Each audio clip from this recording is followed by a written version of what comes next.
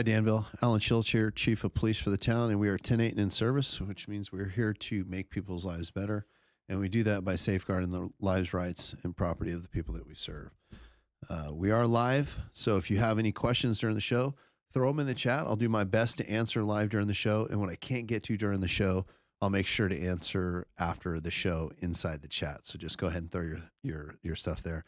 As a reminder, we're both on Facebook and YouTube, so we'll be monitoring both chats. So if you have a question, you can also throw it in the YouTube chat as well. We'll make sure to monitor that one. Appreciate everyone joining us. We'll cover some of the topics that we cover each time, and those are our evergreen topics, the topics that kind of are good year-round. First, we'd like you to download the FEMA All Hazards Checklist. This helps you to prepare for and then survive should a major catastrophe happen. We're highlighting the power outages right now, and it talks about what you can do to make sure that you're prepared for food and medication and the things that you need to survive without power for several days. Also, go ahead and opt in for the Contra Costa County Office of the Sheriff Community Warning System, and download the Contra Costa County Residents Guide to Wildfire Preparedness and Evacuation. In there, you'll find more information on how to prepare your family, prepare your home, prepare your pets should a disaster happen. Also, go to the PG&E website. On that website, there's a lot of really good information on what you can do to be prepared. Also, you can sign up for alerts, so when the power does go out, you can get notifications on when you can expect to have it back and when the crews can be dispatched. So really good information there. I would encourage you all to make sure that you're aware of that.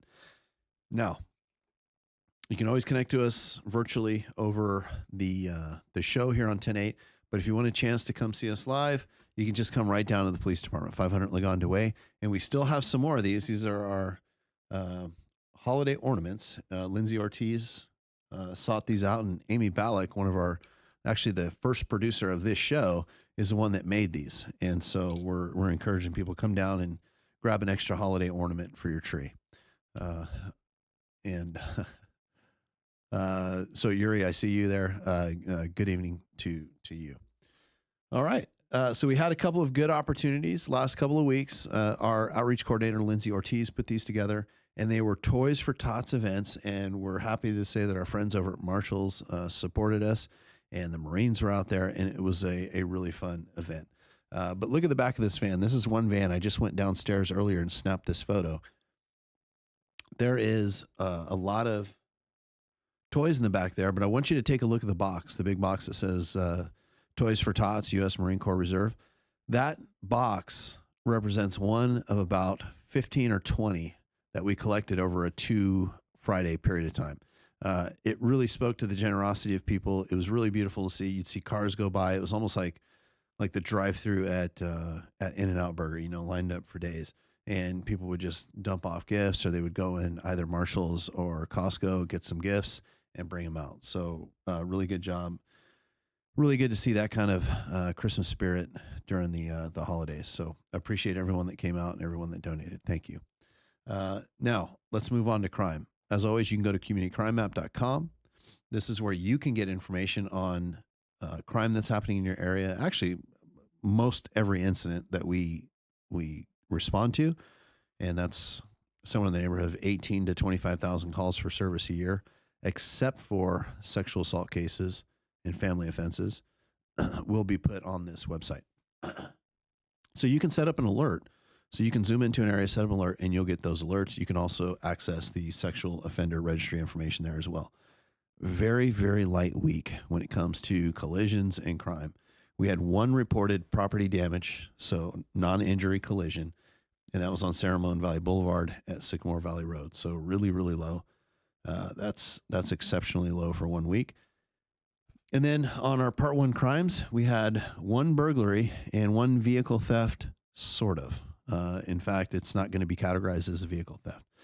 On the 13th, we had a burglary of a closed business. This was the Home Consignment Center. If you remember, the week prior, that location was a victim of a robbery. And in this case, the burglars went in after hours and attempted to steal merchandise before leaving the store.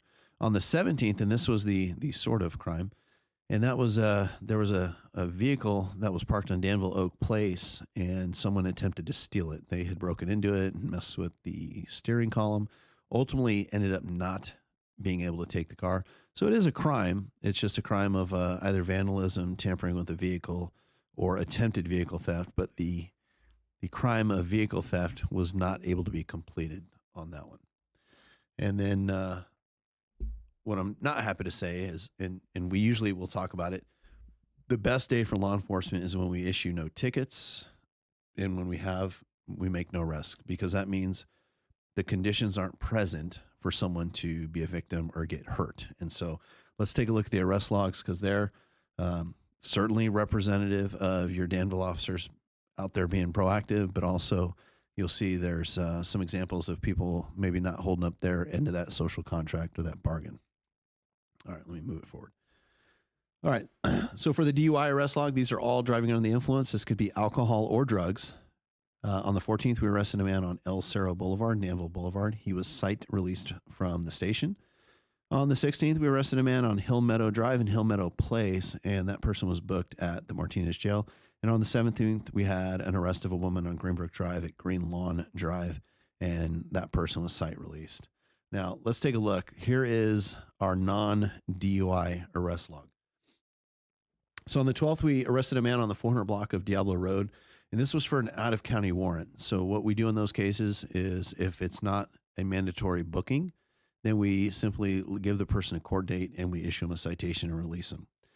On the 12th, we arrested a man for trespassing after being asked to leave a residence on Greenbrook Drive. That person, because he refused to leave and we felt the violation would continue, we ended up booking him at the Martinez Jail. On the 15th, we arrested a man for trespassing at a business on Railroad Avenue after being told not to enter the business on prior dates, and then also refusing to leave on the 15th. Again, because there's the perception that if they're not willing to leave, that offense is going to continue. So we're not going to site release that person. We end up booking them in jail. On the 16th, we arrested another man for being unable to care for himself due to alcohol intoxication. So this is where he drank too much. And that was on the 1000 block of Sycamore Valley Road. And in that case, the person was booked in to the jail in Martinez. On the 17th, officers accepted a citizen's arrest of a man for battery of another person at a business on the 1000 block of Town and Country Drive, and that person was booked in Martinez Jail. Now, I want to highlight one thing, and this wouldn't be apparent if I didn't point this out. One person was arrested 3 times in this week, and so if it wasn't for this one person continuing to reoffend for either trespassing where they're not supposed to be or being so drunk they're unable to care for themselves, we'd actually only have 2 arrests during the week. And so what that shows you is it shows you the impact of a repeat offender. And we see it with residential burglaries. We see it with breaking into cars. We see it with all kinds of types of crimes. And it's the same person will reoffend and reoffend. What you can count on your police department to do is to respond out. And if we notice a violation of the law, remember, we are the fact finders. So if we identify that there's a violation of the law and there's an appropriate enforcement action to be taken, we will take that action. So in this case, each time the person broke the law, we took them to jail. What we do after that is we take all those cases and we work to file those cases with the district attorney. All right. On the citizen's arrest, I kind of wanted to point out how that actually happens, right? So for a police officer, you could have 2 people that get into a fight, or let's just say one person batters another person, and it's only a misdemeanor. We talk about the difference between a misdemeanor, battery, and a felony. Felony is when you lose consciousness. Maybe you need suturing, like you need stitches, or you break a bone. It has to be a significant amount of damage. Pushing and shoving matches, those are just simple batteries. So let's say this simple battery occurred. One person hurts another. The cops show up, but the police officers did not witness the crime. We can't actually arrest someone in that case because we didn't witness it. The law requires, in almost every case, there's some exceptions, DUI, domestic violence, and that sort of thing, but the law requires that an officer actually witness a misdemeanor in order to make an arrest for it. If it's a felony, we just have to have probable cause to believe that the crime exists was committed and a certain person committed that crime, whether or not in our presence. But for a misdemeanor, it has to occur in our presence. So what you see here in the case that I talked about, it was a citizen's arrest. So that means that one party or a witness to it actually makes the arrest. And then what the officer does is the officer reviews the circumstances. If there's a finding that there is probable cause, we will accept the arrest. And then the disposition or determination of the person will rest with us. So that means we can book them in jail. We can cite release them on that arrest. We can go from there. But that is kind of the anatomy of a citizen's arrest. A citizen will either be a victim or a witness to the crime. They will actually virtually take the enforcement action. They will request that the person be arrested. We will actually then accept and enforce that arrest. All right, I thought that just bared some explanation because we don't really talk about that too often on the show. All right, I'm going to look at the chat. Well, so Eric says 1 person 3 times in a week, hopefully bail revoked and made ineligible. So that's not quite it. So what ends up happening is if there's an offense where, like the drunk in public, well, once the person is sober, that crime is no longer going to continue. And so the person gets released. Or if it's a trespassing, oftentimes they'll get released either the next day or once 3 days has passed and there's no charges filed. And so there's not a condition where you can just be walking around and if you commit another crime, your bail is effectively revoked. It's always based on the crime that you commit at the time. All right. Okay, so last night, if you missed it, we had a town council meeting, and every quarter, the police department goes in front of the town council and will present either an update, and the updates occur in July, October, and December, or we'll present an annual report, and that one occurs usually in March. So this was an update, and during the update, Lieutenant Heather Transu presented on sUAS, which actually stands for Small Unmanned Aircraft System. We just call them drones, but that's the technical name for them. Mental health and outreach. And so what I'll do is I'll just break it into 2, and we'll cover one section this week, and then next week I'll go and I'll cover the other section. One of the things she highlighted during the meeting last night, and I thought it was pretty cool, was she actually took this picture at National Night Out. That's one of our outreach events. It's the first Tuesday in August. And during that Tuesday, Danville PD, now you have to remember, we only have 30 officers, maybe 25 to 30 volunteers. And yet we still were able to go to 19 different locations in town and visit with friends and family. Now, this is a young man here who was in the middle of asking permission from Officer Drolet if he could speak on the loudspeaker and scare some of the people. So it's kind of a cute, interesting thing. And this is why we do it. We do it to break down the barriers between law enforcement and the public that we serve. All right. So talking about the small unmanned aerial aircraft systems, or drones as they're called, what does the Danville Police use them for? Traffic collision reconstruction. We use them if we're locating fleeing suspects or missing persons. We use it to safely search buildings, cars, and fields. We do some search and rescue operations with them.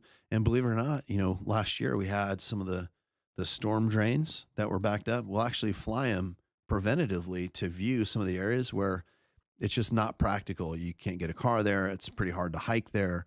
And we can cover a lot of area, and we can really look at the drainages and make sure that they're free of obstructions and that they'll drain. But on and I'll cover, I have an actual slide for the traffic collision, but I want to talk about the fleeing suspects because I think that one's pretty interesting. In town, we actually have 7 different drones or unmanned aircraft systems. Look at the one in the middle here. So that's one of our medium-sized drones. That one can fly pretty high. It's got that size drone. I don't know if it's that particular one, but that one has the capability of having like zoom, so you can zoom in really far. It also has forward-looking infrared. So if we're looking for someone, let's say, and this has happened, unfortunately, someone steals a car and they come into town. And then we catch them, but they flee on foot. So now they're running. Well, what we can do is we can launch one of these drones, and we have operators on every shift, and then we have mutual aid agreements with other agencies in the area. And so we all help each other out with pilots. But we can get that sUAS up in the air, and we can use infrared. Now, infrared basically looks for differences in heat. And so if you think about it, tonight it's probably 55 degrees out right now. And so if you've got a 98.6, either jogging through an area or posted up underneath a tree, or that difference in temperature is really just going to go really, really bright on the screen and makes it really easy for us to spot the person. In other areas, maybe we need to monitor something, an event, protests and things like that, where simply by having officers physically present actually raises the temperature, right? And we don't want to do that. Our goal is to de-escalate, to calm things down, but we also have the job of ensuring that we're safeguarding lives, rights, and property, right? So we need to make sure that it's peaceful. But we know if we're too close, maybe we're elevating the temperature. So the sUASs actually allow us to get a good visual and really calm things down. And next week, so make sure you tune in next week, because I have a really, really cool example of how we used one in a mental health response.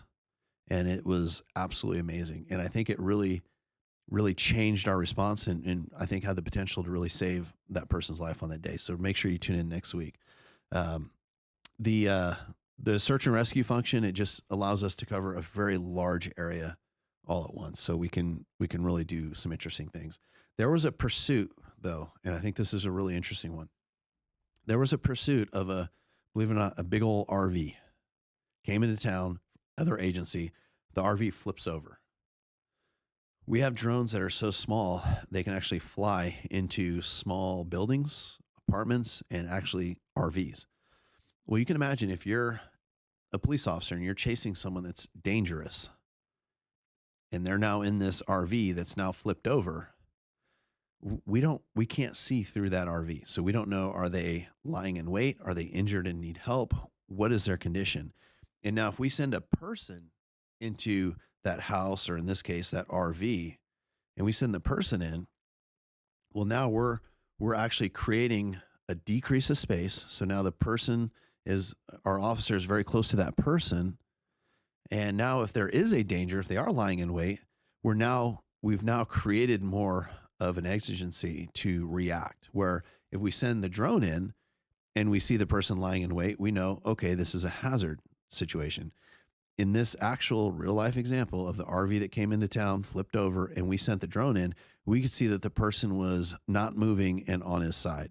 And so we felt comfortable sending a team in under the eyes of this unmanned aircraft system, so we could watch the whole time, and we were able to safely get to him, take him into custody, and get him medical care. And I can tell you that 10 years ago, without the UASs, the drones, that location of that person inside the vehicle, the response would have taken a lot longer. And if you're suffering from injuries, our ability to get to you is very important, right? We need to make that time as short as possible. And so just an excellent piece of equipment, and we use it. We use them all the time. All right. So let's talk about accident reconstruction. So how do we do that? So one is, it just provides us a clear picture. If you've ever looked at literally anything, sometimes if you stand on one corner, you may see a signal pole and it looks one way. Move to another corner and it looks completely different, right? So we're looking at an accident here, and this is on Comunidad Sahara and Sycamore. So this is that three-way intersection kind of in the middle of town. And if you look in the upper left of the picture, there's actually the signal controller. So that's the big green box that controls all signals, was literally ripped off the base. There was a pole that was ripped off the base, and then the car came to rest where you see it next to our canine car. Well, from an overhead, it's really easy to see the path. But more interesting than that, one of the things that we can do, and I'm going to show you an example of a different crash, we can actually overlay a computer software program that allows us to pinpoint pieces of evidence. So if you look at this one, this has a motorcycle and a car, and then there's items of debris and evidence. And so if you look at where the cross sections of those yellow lines are, that is very specifically on a 3D plane. So not just a length and a width, but also an elevation.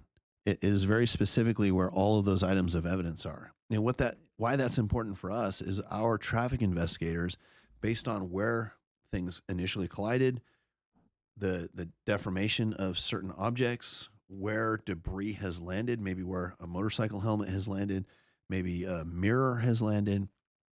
They can actually tell how fast items were going, such as how fast was this car going, or what was the maximum speed at impact. And so they're able to reconstruct those accidents based on the measurements that they can get from using the drone and the computer technology. So pretty fascinating stuff. I'm going to check the chat and see if there's any questions in the chat. And as a reminder, we're watching both Facebook and YouTube. So I look, Carlo is asking, would a video count toward being a witness? And Carlo, I'm assuming this was a question in response to the citizen's arrest. The video can be used as evidence to show that something did happen, so it could corroborate, or it could show that something did not happen. But it is not a witness in and of itself, right? The video can't be a witness of itself. It's actually evidence. All right, and then I'm going to check and see if there's any other questions on Facebook.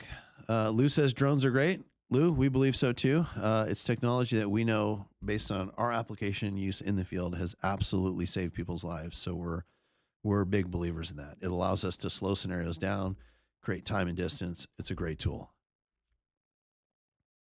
So Todd says, has there been a public determination of the pedestrian death accident by Wood Ranch? Was some time ago. So Todd, how about I do this? Instead of answering kind of off the cuff here, since that was a while ago, why don't I do this? I'll actually cover that collision next week to include a summary of what happened and then what the results were in the end. All right. Okay. Looks like that's all we've got. So with that, cover some of the topics here. Make sure you go and opt in for the community warning system from the Contra Costa County Office of the Sheriff. Also download the Wildfire Preparedness and Evacuation Guide. Go to PG&E's website. There you can get really good information on how to be prepared for some of those shutdowns. You can also get notifications on when power should be expected to come back. Be prepared for a power outage. That's what we're highlighting from our FEMA all hazards checklist. That's something you can print out. It's maybe 20, 30 pages long. And we can make sure that we are all prepared should something bad happen. All right. With that, we're 10:10, which means we're off duty, but we're always 10:8 and in service to all of you. Have a good night, Danville.